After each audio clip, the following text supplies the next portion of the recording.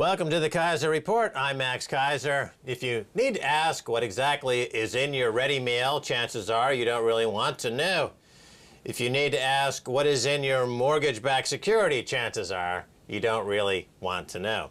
I mean, do you really want to know that there's a boot-laced horse meat in your CDO? An infinitely rehypothecated MF Global debt in your burger? Or is that the other way around? It's so hard to keep track with all these conflicting statements from the FSA, Stacy. Exactly, Max. Oh, every single night on the news here, there's a problem that the FSA was supposed to be responsible for. And of course, that's because there's the Financial Services Authority and the Food Standards Agency. Notice that the two scandals, otherwise known as crimes, are very similar in the conduct of the authorities and the regulators, and the participants in it could exactly be the same. Well, yeah, it's fantastic because they both lead to a decline in living standards and inflation. You know, because when they chop up the mortgage-backed securities, when they chop up the bonds and they securitize the bonds and they create interbank sales of these adulterated bonds, the Bank of England steps in to add the filler, to add the horse meat, to add the additional adulteration that causes the purchasing power of the pound to decline. It causes inflation. Simultaneously, the food is adulterated as well, so that it's hiding the fact that food prices are going up. It's stealth inflation, but they also have real inflation, soon to be real inflation in the food prices. So we're in an inflationary vortex here in the UK. The first headline here reads, "Horse meat. Why did no one want to disclose full scale of scandal?" Again, you know, compare this to the financial crisis. Every single word I say could almost be the same as referring to the collapse of the derivatives market that led to the collapse of the global financial market. Perhaps mindful of creating an economically damaging food scare, food safety officials and ministers have repeatedly stressed that the unlabeled horse is safe to eat. But as the leading food scientist Duncan Campbell pointed out to The Independent last month, how can they be certain? They didn't know about the horse meat for months, and they still don't know where it comes from. The money in the UK, the British pound, is full of filler. Every time you spend a British pound, you are creating inflation because you're expanding the debt load of the economy, which is met by more money printing. So the act of spending, the act of consuming is debasing your currency. The act of eating adulterated food is encouraging more food adulteration, and it's degrading your health. Remember, this horse meat is, let's be honest, it's unregulated, and it's also filled with other unhealthy additives at the same time that causes health problems, which of course end up being borne by the NHS, the National Health Service, which again requires more money printing and more inflation.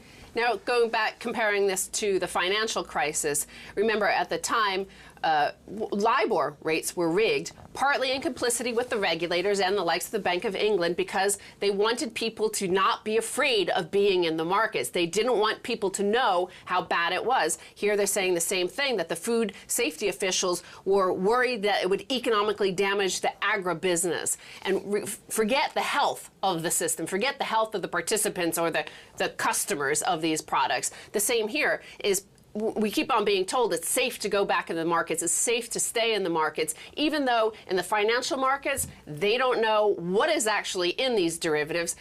I mean, only a few weeks ago, the Financial Stability Board, remember, they said, oops, we found $6 trillion more in the shadow banking system that we didn't know even existed the week before.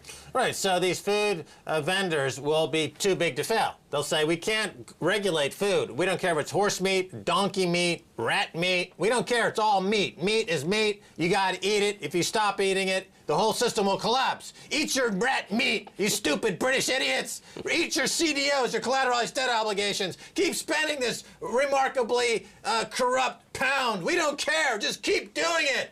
Now, when you had these robo-signing and mortgage fraud problems, remember, what was it about? It's because nobody knew who owned the mortgages. Nobody owned the paper for these mortgages, these packages of mortgages, creating basically the financial system instability. Now we turn to this horse meat, which now some are saying is some of it is donkey meat.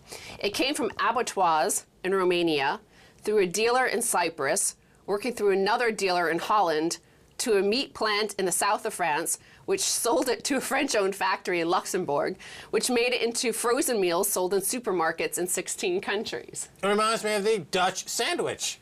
You know, like when Bono and U2 evade taxes, they use the Dutch sandwich. They are using, and the Barclays, according to Panorama, the BBC investigative journalist show here in the UK, demonstrated how Barclays uses all of these different banks around the world to create all these tax avoidance schemes that are bordering on illegal / wink wink illegal. And of course, this is the Dutch sandwich, which they use the metaphor of food. And then when you go to eat a burger or beef lasagna, you open it up, the package, and inside is a collateralized debt obligation. Why don't they just collateralize the horse meat lasagna to finance a multi-billion-dollar tranche of debt to build some kind of meat processing plant where they can process rats and put those into the rat sandwich that they're feeding at. Of course, all the hospitals are eating rat, the schools are eating rat, the people down at Tesco's are eating lasagna rat, and they don't care anymore because they've been beaten to like dead horses. They've been beaten to death, these poor people. Also, comparing this again to the financial crisis, remember Jamie Dimon of JP Morgan has been berating regulators around the world, saying these minimum capital requirements, we can't stand it. Because of these minimum capital requirements, we have to basically lie and tell you it's all good.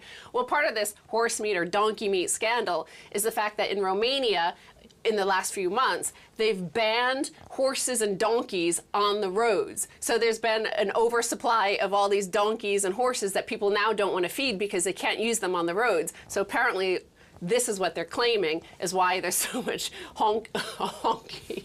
Honky meat in my burger? You know, that can be a problem.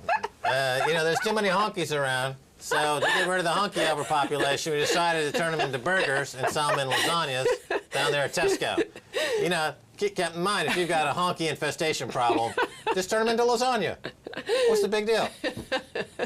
Again, so the FSA